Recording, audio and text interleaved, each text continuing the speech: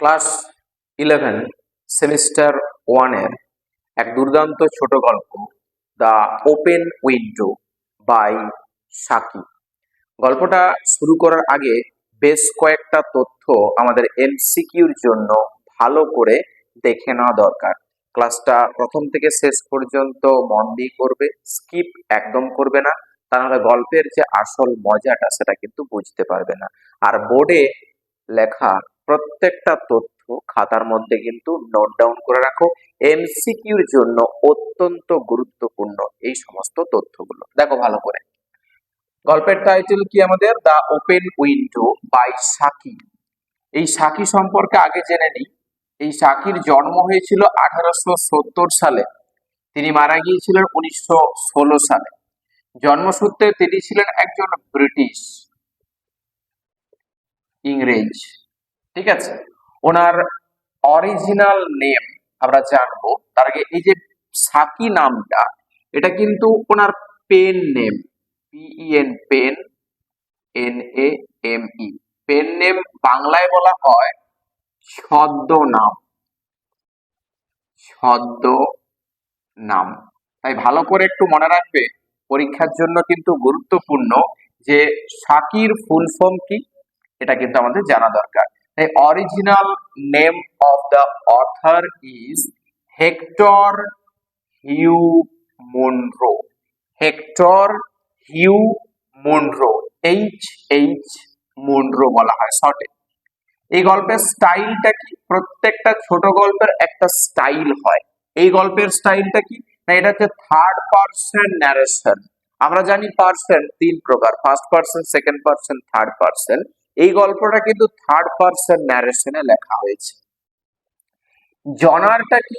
জনার বলতে রীতি, এটা হলো একটা ছোট গল্প, শর্ট স্টোরি। পাবলিকেশন, এই প্রত্যেকটা তথ্য কিন্তু ভালো করে খাতার মধ্যে নোট ডাউন করবে, অত্যন্ত গুরুত্বপূর্ণ ফর এমসিকিউ। পাবলিকেশন দেখো, ফার্স্ট পাবলিশড অন নভেম্বর 18, 1911, 1911 সালের 18 নভেম্বর প্রথম প্রকাশিত হয়েছিল। Second on 1914 in best and super beast, এটা ভালো করে মনে রাখবে, বেস্ট অ্যান্ড সুপার বিস্ট নামক সংকলনে দ্বিতীয়বার প্রকাশিত হয়েছিল 1914 সালে। নেক্সট, সেটিং জানবো আমরা, গল্পটা কোথায় গড়ে উঠেছিল, কোন সময়ে না, in the early 20th century, বিংশ শতাব্দীর শুরুর দিকে।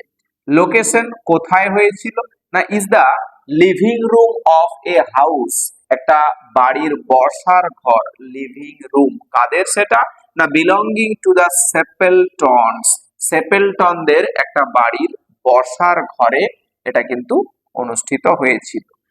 সিচুয়েটেড, এই যে স্টেপেলটনদের বাড়িটা, এটা কোথায় অবস্থিত না, on the rural side of England. ভালো করে মনে রাখবে, on the rural side of England, ইংল্যান্ডের গ্রামীণ এলাকাতে বা গ্রামীণ দিকে, গ্রামের দিকটাতে।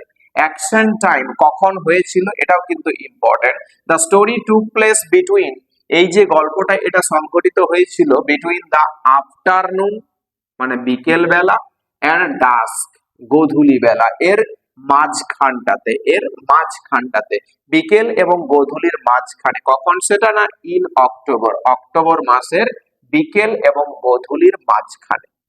ক্যারেক্টার, এই গল্পে কি কি চরিত্র রয়েছে আমরা দেখবো, যে ফ্র্যাম্পটন পাবো, ফ্র্যাম্পটন নাটেল, ফ্র্যাম্পটন নাটেল যাকে শর্টে বলা হচ্ছে মিস্টার নাথু।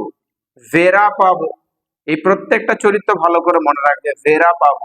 নেক্সট পাবো মিসেস সেপেলটন, তারপর পাবো মিস্টার সেপেলটন, এবার পাচ্ছি রনি অর্থাৎ মিসেস সেপেলটনস ব্রাদার, আর লাস্ট ক্যারেক্টার পাবো মিস্টার নাথলস সিস্টার। এই হচ্ছে এই গল্পের মূল চরিত্রগুলো। এবার গল্পের থিমটা কিন্তু অত্যন্ত গুরুত্বপূর্ণ। কি কি চার প্রকার থিম পাচ্ছি? প্রথমে পাচ্ছি স্যাটারাইজেশন অফ এডওয়ার্ডিয়ান সোসাইটি, এই এডওয়ার্ডিয়ান সোসাইটি মানে সমাজের প্রতি একটা স্যাটারাইজেশন অর্থাৎ পরিহাস। সেকেন্ড পাচ্ছি পাওয়ার অফ স্টোরি টেলিং, গল্প বলার যে নিপুণতা, এটাও কিন্তু এই গল্পের বিষয়বস্তু অর্থাৎ থিম।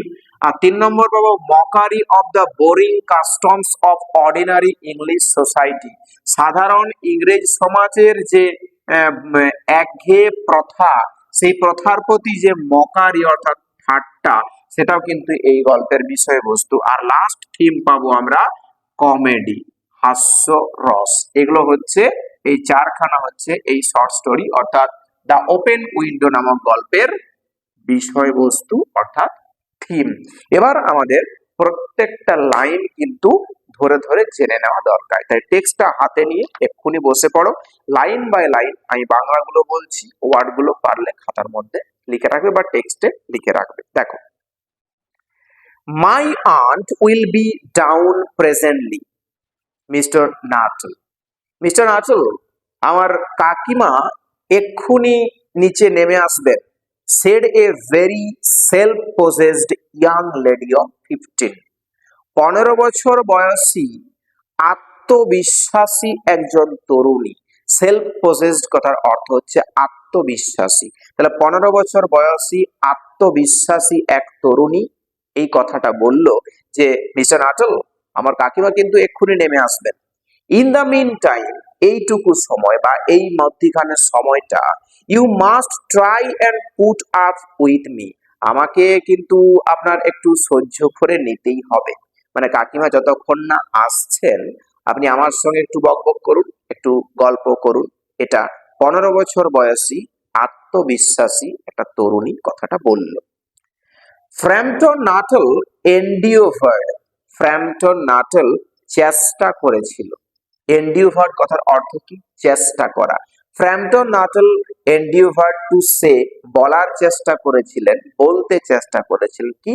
দ্য কারেক্ট সামথিং, মানানসই কিছু, which should duly platter the niche of the moment, যেটাতে এই মুহূর্তে এই ভাইঝিটিকে যথাযথভাবে তোষামোদ বা প্রশংসা করা যাবে, without unduly discounting the aunt, কাকিমার প্রতি কোন রকম অশ্রদ্ধা না প্রকাশ করে। দ্যাট ওয়াজ টু কাম, যে কাকিমার আসার কথা। অর্থাৎ বলতে চাইছে এমনটাই যে ফ্র্যাম্পটন নাটেল একটু বলার চেষ্টা করেছিল, মানানসই কিছু বলার চেষ্টা করেছিল, যে যথাযথভাবে এই ভাইজিকে যেন একটু প্রশংসা করা যায় এই মুহূর্তে। আর অন্য দিকটাও খেয়াল রেখেছিলেন যে যে কাকিমার আসার কথা এক্ষুনি নিচে নেমে, তাকেও যেন কোন রকম অশ্রদ্ধা করা না হয়। প্রাইভেটলি, মনে মনে, হি ডাউটেড মোর দ্যান এভার, হি ডাউটেড, তিনি যথেষ্ট সন্দেহ করেছিলেন, মনে মনে তিনি যথেষ্ট সন্দেহ করেছিলেন যে ever whether this formal visits, এই যে সেজে গুজে বারবার ধরে ঘুরতে আসা, অন এ সাকসেশন, নিয়ম মাফিক, প্রতিনিয়ত সেজে গুজে বারবার ধরে ঘুরতে আসা, অফ টোটাল স্ট্রেঞ্জার্স, সম্পূর্ণ অচেনা ব্যক্তিদের কাছে, would do much towards, এটা কি যথেষ্ট হবে? হেল্পিং দ্য নার্ভ কিওর, এই যে স্নায়ু রোগ নিরাময় করার জন্য, স্নায়ু রোগ নিরাময় করার জন্য এটা কি যথেষ্ট হবে? এই যে বারবার ধরে অচেনা অতিথিদের কাছে, অচেনা মানুষদের কাছে সেজে গুজে নিয়মিত ভাবে ঘুরতে আসাটা, which he was suppose to be undergoing, যে স্নায়ু রোগে সে বর্তমানে ভুগছে। মিস্টার নাটেল স্নায়ু রোগে ভুগছে, আর স্নায়ু রোগ বলতে কিছু বলতে গেলে হাত পা কাঁপা, একটা নার্ভের প্রবলেম থাকে, তাই এই স্নায়ু রোগে ভুগছে, তাই বারবার ধরে সে যে অতিথিদের কাছে বা অচেনা ব্যক্তিদের কাছে নিয়মিত যাওয়া, এটা কি যথেষ্ট হবে? এটা কিন্তু মনে মনে তার সন্দেহটা এসেছিল। I know how it will be, আমি জানি কি হতে চলেছে। হিজ সিস্টার হ্যাড সেড, তার বোন তাকে বলেছিল।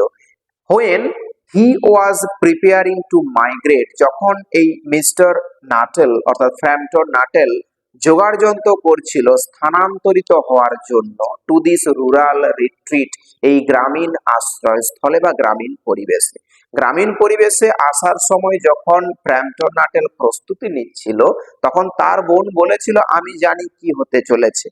You will bury yourself, you will bury yourself down there, যদি তুমি সেখানে নিজেকে দূরে সরিয়ে রাখো and not speak to a living soul, কোনো প্রাণীর সঙ্গে কথা না বলো, and your nerves will be worse than ever from moping, তোমার এই যে নার্ভের যে সমস্যাটা, স্নায়ু রোগের সমস্যাটা, এটা নিস্তেজ হওয়ার পরিবর্তে আরো কিন্তু খারাপের দিকে এগিয়ে যাবে। তুমি যদি সেখানে গিয়ে কারোর সঙ্গে কথা না বলো, নিজেকে দূরে সরিয়ে রাখো, তাহলে কিন্তু তোমার সেরে ওঠার পরিবর্তে আরো বেশি বেড়ে যাবে। I shall just give you letters of introduction, আমি তোমাকে পরিচয় দিয়ে পাঠাচ্ছি to all the people I know there, ওখানে যে সমস্ত মানুষদেরকে আমি জানি তাদের পরিচয় বা তাদের ঠিকানা আমি তোমাকে লিখে পাঠাচ্ছি, দিয়ে পাঠাচ্ছি। সাম অফ দেম, কেউ কেউ, as far as I can remember, আমার যতদূর মনে পড়ে ওখানকার অর্থাৎ ওই গ্রামীণ পরিবেশের কেউ কেউ ওয়ার কোয়াইট নাইস, ভালো ব্যক্তিও আছে, তাই আমি তাদের পরিচয়টা তোমাকে লিখে পাঠাচ্ছি। ফ্র্যাম্পটন ওয়ান্ডার্ড, ফ্র্যাম্পটন অবাক হয়ে ভাবছিল ওয়েদার মিসেস স্যাপেলটন, এই যে মিসেস স্যাপেলটন অর্থাৎ এই যে কাকিমা যার সঙ্গে দেখা করতে এসেছেন, the lady to whom he was presenting one of the letters of sufficient silent communion, কি বলছে, sorry, letters of introduction came into the nice division, বর্তমানে চিঠি নিয়ে যার সঙ্গে দেখা করতে এসেছে ফ্র্যাম্পটন নাটেল, সেই মিসেস স্যাপেলটন, সে যার ইন্ট্রোডাকশনটা তার বোন লিখে পাঠিয়েছে তাকে, তাহলে এই ব্যক্তিটা কি সুন্দর মাপের বা ভালোর মধ্যে পড়বে? ওই যে কিছু কিছু ভালো রয়েছে, তাই এটা কি ভাবনা, উনি কি ভালোর মধ্যে পড়বেন? Do you know many of the people round here, ask the niece, এবার ভাইজি জিজ্ঞাসা করে যে আপনি কি এই এলাকার কাউকে জানেন বা আপনার এই এলাকার কোনো মানুষের সঙ্গে তেমন পরিচয় আছে? হোয়েন সি জাজ দ্যাট, যখন সে তার মনে হচ্ছিল যে they had had sufficient silent communion, যথেষ্ট পরিমাণে কথাবার্তা বলা হয়েছে, যেমন এমন একটা ভাবনা নিয়ে সে বলল যে আপনার কি এই এলাকার কোনো ব্যক্তির সঙ্গে পরিচয় আছে? হার্ডলি এ সোল সেড ফ্র্যাম্পটন, তখন ফ্র্যাম্পটন বলে আমি তো এই এলাকার কাউকেই জানি না।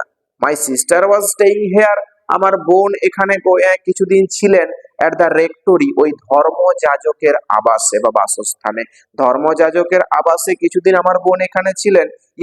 ইউনো, তুমি হয়তো জানো, সাম 4 years এগো, ওই মোটামুটি বছর 4 আগে, and she gave me letters of introduction, আর তিনি আমাকে পরিচয় পত্র পাঠিয়েছেন to some of the people here, এখানকার কিছু মানুষদের, আর আমি সেই পরিচয় পত্রটা নিয়ে সবার সঙ্গে বা বাড়িতে আমি দেখা করতে যাই, তাই আমি এই এলাকার বিশেষ কোনো মানুষকে জানি না বা চিনি না।